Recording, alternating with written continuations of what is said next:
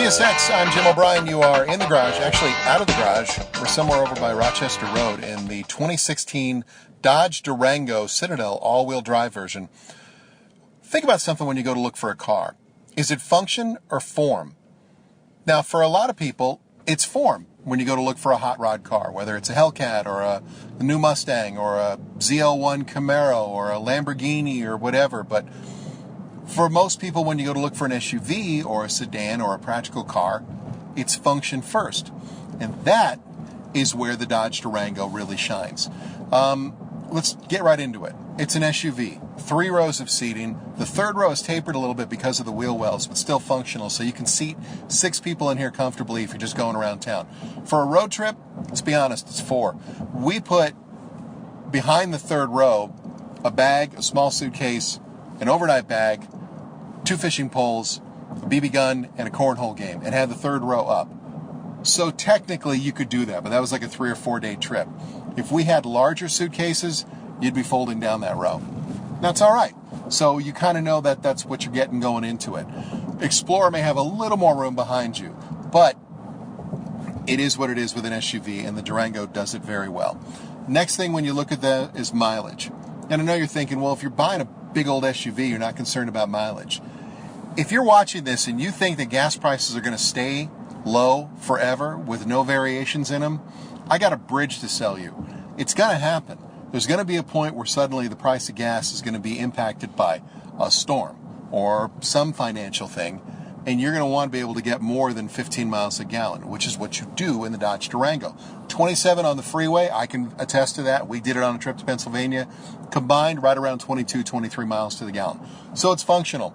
Now, price point, over $50,000 for the loaded Citadel.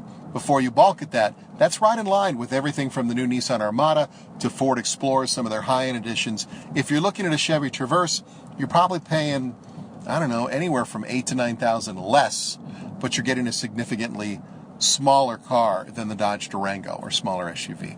So just price point, it's in line with the rest of them. Are there issues with the Durango? There are some functional things that kind of caught my attention.